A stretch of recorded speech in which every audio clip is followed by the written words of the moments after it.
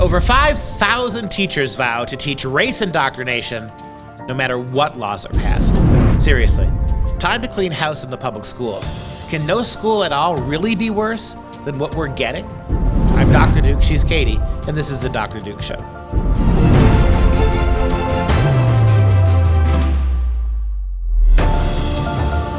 Hello, everyone, and welcome to the Dr. Duke Show, the only program that keeps you educated on the craziness impacting K-12 classrooms and college campuses around the world. Today's show is sponsored by Mike Lindell and our friends at MyPillow. Can you remember the last time you had a great night's sleep? Well, MyPillow wants to solve that with their line of best-selling pillow sheets and towels. Simply use the code Dr. Duke, that's D-R-D-U-K-E, to save up to 66% on MyPillow.com. Again, that's Dr. Duke, D-R-D-U-K-E, and support a great American company. Today, we start with educators going rogue as more than 5,000 teachers sign a pledge to indoctrinate students with race theory garbage, despite any laws that may forbid them from doing so. So here you have a bunch of teachers. Can we stop? I get it. I absolutely get that there are teachers out there that aren't like that work hard. I know that there are teachers out there who are in their own way opposing this.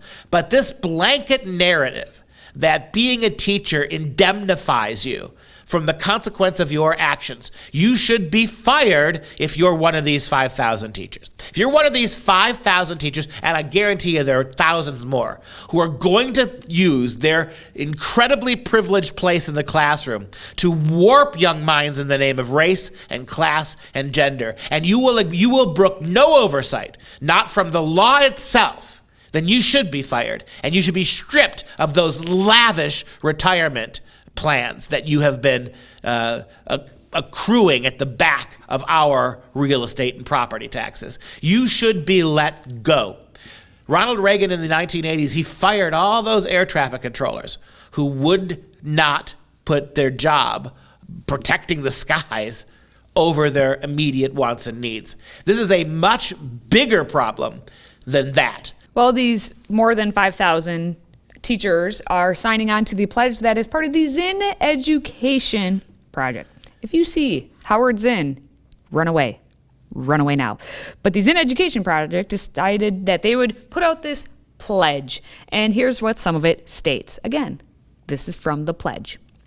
Lawmakers in at least 26 states are attempting to pass legislation that would require teachers to lie to students about the role of racism, sexism, heterosexism, and oppression throughout U.S. history. The project then claims that the laws aim to prohibit teachers from teaching the truth about this country. It was founded on dispossession of Native Americans, slavery, structural racism, and oppression. And structural racism is a defining characteristic of our society today. And according to this, again, Zinn Education Project, they say, how can one teach honestly about the nature of our society without examining how today's racial inequality is a systemic legacy of this country's history? So in other words, there's only one way of seeing it, it's our way. And again, the only way you can understand American history is through the lens of oppression. That is palpably, demonstrably not true. Look, you're also lying, as we've said before. We are already teaching this stuff. We have already been teaching this stuff for 50 years. The idea that our kids don't know anything about slavery, I bet you, because I've seen it in my own college classrooms, the one thing kids understand about America is slavery. It's the one and only thing that ties my students together in their woeful understanding of American history. They know about slavery. We have taught it, and we are to be praised as a country. The Western culture is one of the few cultures out there that does teach children the downsides of our histories, not just the positive. So rather than acknowledge that, rather than give kids multiple views, you're going to make up the great lie, the big lie, as Joe Biden would say. The big lie is that we've never exposed our kids to the worst of our culture. The big truth is all we've been giving kids over the last 20 years is the negatives. You've got to give them the positives too, because it is absolutely ridiculous to look at how many high-achieving African Americans, high-achieving minorities generally there are in this country. And there have been for a long time now. We've had a black president. We've got a black vice president. This goes on and on and on. You can only sit there and keep insisting that America today is palpably no different than it was at the time of its founding. That's what we object to. And you can pretend all you want, the Zinn Foundation. I mean, my God, this is a card-carrying member of the Communist Party who wrote a bunch of skewed history books that were unleashed in our kids in the 70s and 80s. The idea that you woke teachers with your stupid 4-year degrees, you're just now realizing and teaching our kids how bad we were? No. It's been going on for a long time. What you've not done is what you must have done, should have done, and are morally obligated to do. Talk about progress, not just systemic nonsense like you are fond of peddling on our innocent and ignorant children.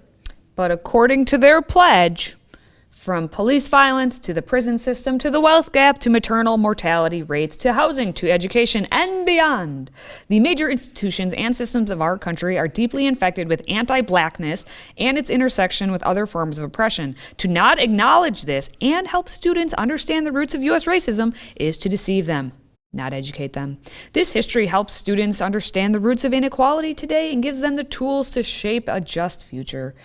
It's not just a history of oppression, but also a history of how people have organized and created coalitions across race, class, and gender. You gotta fade it out because you're probably falling asleep to that nonsense.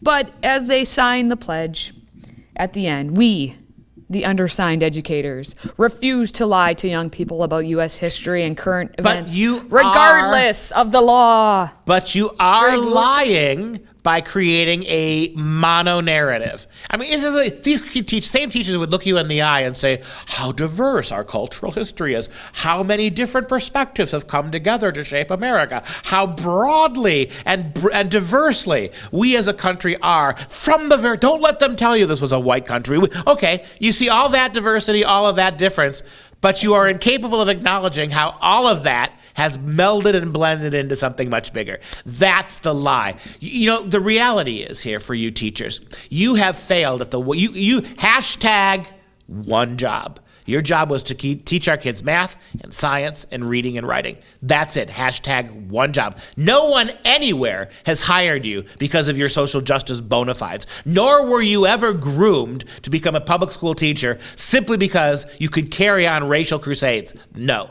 You failed at the one thing you were supposed to do. Our kids' education is rotten in the public schools. We are at the bottom of the list, 28th, 27th, 29th in all the industrial nations in terms of math and reading. The NAEP scores came out and say we're about less than 40% of American school kids are ready to do work at grade level. And you want to dissuade us from this by ignoring the classroom and making race and class and gender through your skewed lens, that the one thing you do? You couldn't teach American history collectively. You couldn't teach our kids to read and write. But we expect to trust you with something as serious as a major racial conversation? No, we don't trust you. And that's why our governors are making laws to oversee that you don't get to lie your way from kindergarten through high school in our public schools anymore.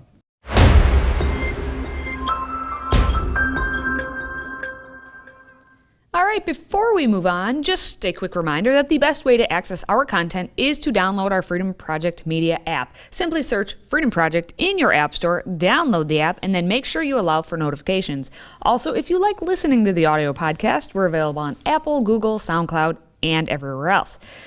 Now, we've done it. We've reached the point where we are now having our kids being retaliated against for the activities of their parents trying to protect their children.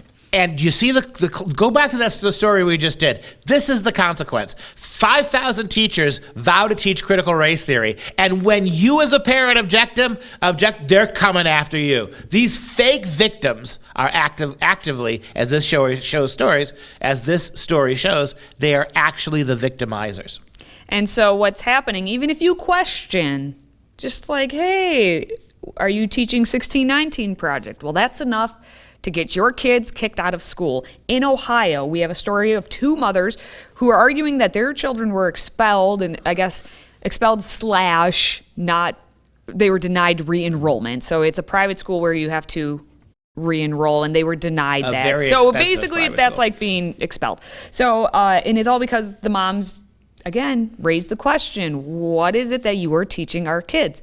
And so it's Andrea Gross and Amy Gonzalez. They claim that the Columbus Academy, which is one of the most well-known private schools in Ohio, that their kids, there's 3 students, were basically told, you can't come back You're not next year. welcome back.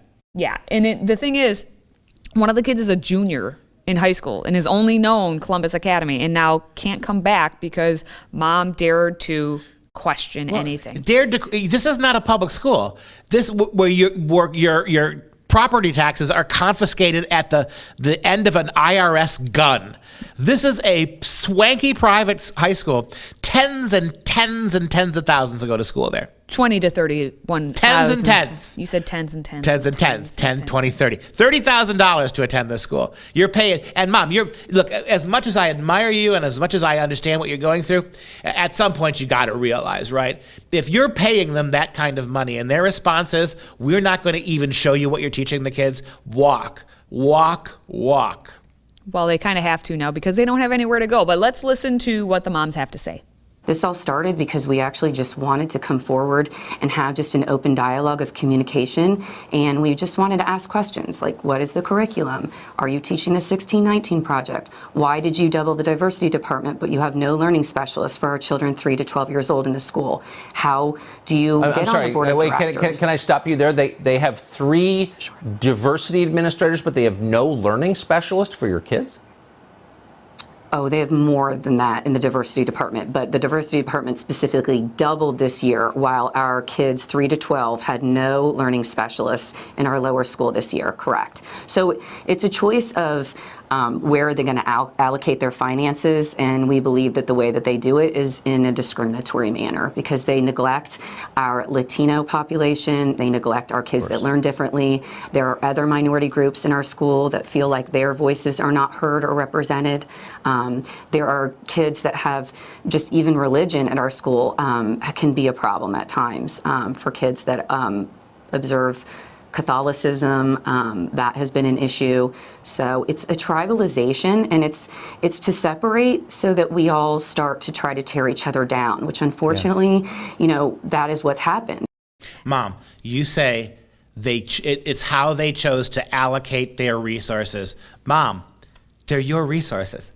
They're not they're yours. They're taking your resources and they're turning them against your children this way. And so both the moms are part of the Pro-CA Columbus Academy Coalition, which is a group of parents who are fighting against basically all the bias and all of the indoctrination that was happening at the academy. And that leads into what this next part is because they had received a letter. But both moms had said that none of their kids have done anything to ever even warrant a discussion about their behavior, because it's like, why would you not re-enroll the students? But according to the letter that was sent to Gross, it said that they have engaged, meaning mom and dad, have engaged in a campaign against Columbus Academy through a sustained and increasingly inflammatory series of false and misleading attacks on the school and its leadership. And according to a spokesman for the school, no child has ever been denied re-enrollment to Columbus Academy because a parent raised questions, concerns, or criticisms about a child's education. However, any parent who waged a public campaign of false and misleading statements and inflammatory attacks harmful to the employees, the reputation, or the financial stability of Columbus Academy would be in clear violation of the enrollment agreement. Right. So it never happened, but we did it now. Right? It's never happened before, and we never do it, except in your case, because what we consider to be criticism, what is criticism of us, we consider to be inflammatory. And I love the fact that they didn't just mail her the letter, they had it hand-delivered to her, right? Hand-delivered and delivered they had to make sure, like this was some sort of a court-ordered mandate. You're out of here because of what you've done. Well, a little side note, one of the members of the school board apparently is neighbors with one of the moms, and she had walked by the other day or whatever it was, and she waved and smiled, and he just nope, I'm not here. This is what they're doing. Hang your head in shame. They are literally, they're stigmatizing anybody who would, and this is an incredibly ballsy things to do. But when you think about how much that school depends on that huge payout for moms and dads, that we're going to throw you two out of here. and assume that no other moms in that Ohio school has the same problem? That's the question. This is a moment of truth here for this Ohio Columbus Academy. Moms and dads, are you going to stand by and let this happen? Are you going to stand by and turn up $30,000 a year for an education high on racial lies and low on actual learning? Or are you going to stand by those two moms is the question.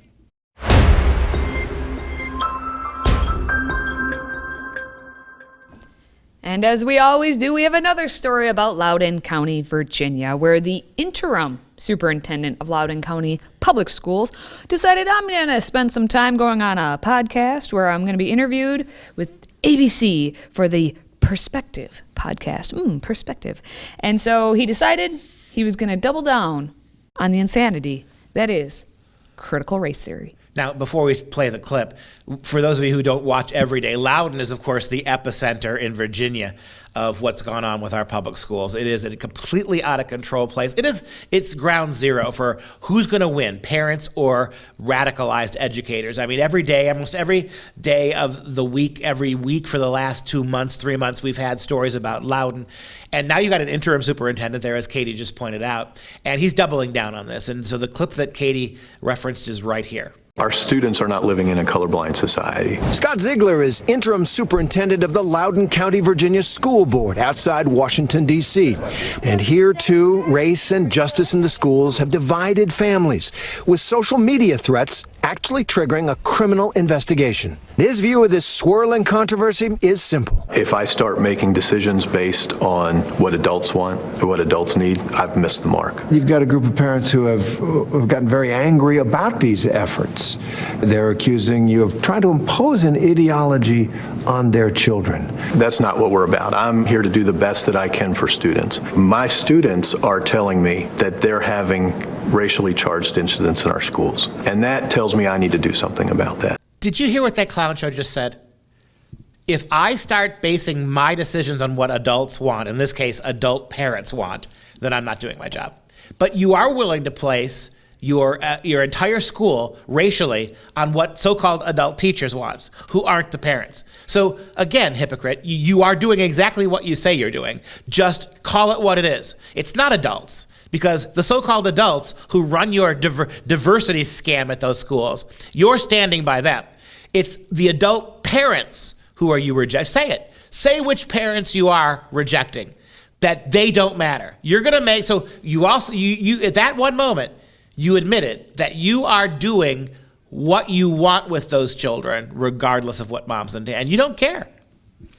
I guess I need to correct myself ever so slightly. Scott there did become actual superintendent. He had been interim. Yeah. He actually just was appointed now because apparently, according to in his own words, he's out there talking to his students. It's Loudoun County, okay? Many, many schools. Has a superintendent stepped foot in any of those schools to speak to any of those students? So when he says my students, you're telling me that they are having racially charged incidents in our schools and that he needs to do something about it, I call BS. I call BS too. In fact, what your teachers are doing every day to children are racial incidents. Maybe that's what it is. Maybe the kids talking to you are these white kids or the black kids who are sick and tired of being racialized as well as the white kids, or white kids who are fighting back against this one-sided characterization. I want to reemphasize this because I think it's a big deal. So this is an adult superintendent of the school district now. And so he's all about race, right? And when he hears complaints about racial injustice, he's going to act. Well, didn't you just hear that from those moms? How many moms have showed up at your school board telling you that teachers are engaging in racist rhetoric with their kids? And your response is, you're going to ignore them because they're adults? But you've just said your whole administration is committed to dealing with kids who have racial problems. The kids of these mothers have racial problems. But it's exactly the opposite of what you think. It's not white kids bullying black kids. It's white teachers and white assistants and minorities being taught to blame and scapegoat and demonize white people.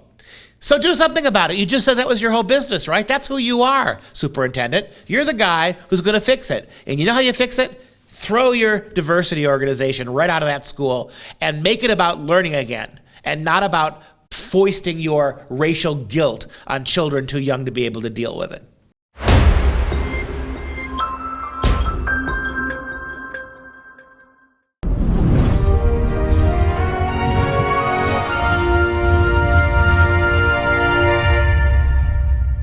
It's time now for some real education. This is Mobocracy week on the Dr. Duke Show. A shout out to Jake Jacobs, one of the great educators in this country, whose book is entitled Mobocracy. What happens when we succumb to mobs?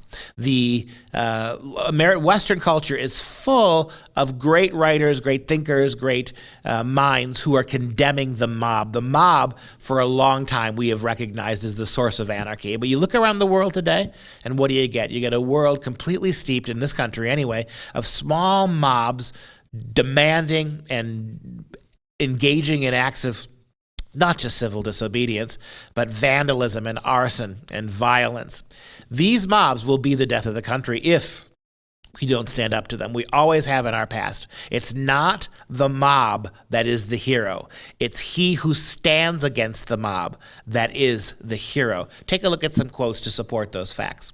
The great ancient Greek, the greatest of the great Greek historians, Herodotus, wrote, quote, "There is nothing more foolish, nothing more given to outrage than a useless mob." I mean, you don't need more than that, do you, to look at what Antifa's doing? Foolish and outraged and useless. George Eliot, the great novelist, wrote, what are a handful of reasonable men against a crowd with stones in their hands? And finally, Dickens, I think, has one of the most, as he often does, has one of the most piercing and insightful understandings of mob violence. Dickens wrote, quote, "A mob is usually a creature of very mysterious existence, particularly in a large city. Where it comes from or whither it goes, few men can tell. Assembling and dispersing with equal suddenness, it is as difficult to follow to its various sources as the sea itself, nor does the parallel stop here. For the ocean is not more fickle and uncertain, more terrible when roused, more unreasonable or more cruel." It's a great idea, right? A great metaphor and analogy. A mob is like a raging sea. Calm one moment, no one knows, and then with almost the snap of a finger, that calm sea is raging. It's battering the rocks. And then just as suddenly, it's quiet again, and you never know where or when it's going to strike next. It is irrational. It is unthoughtful. It's not a reasonable creature. It's monstrous in its associations, and ultimately it destroys civilization without thought, without forethought or hindsight. It is one of the great scourges of all civilizational aspirations. And in this country, we're pretending right now that mobs are legitimate protests, and legitimate protests are mobs. It's a very, very dangerous thing to have a confused and wicked government in bed with mobsters. If you enjoy our content, please support us by joining the Patriot Club. Your one-time $99 tax-deductible donation allows us to bring you these stories every day. Simply visit patriotclub.us to get signed up, and of course, as a little thank you, we will ship you our signature tumbler. Now, we want to take a moment to show some love to our Patriot Club members. And today, we're shouting out to Steven from Green Bay, Wisconsin. Steven, thank you for supporting us. Just a little bit north in the GB. And that wraps up this show. For Freedom Project, I'm Dr. Duke. She's Katie. Until next time, stay bratwurst, Wisconsin.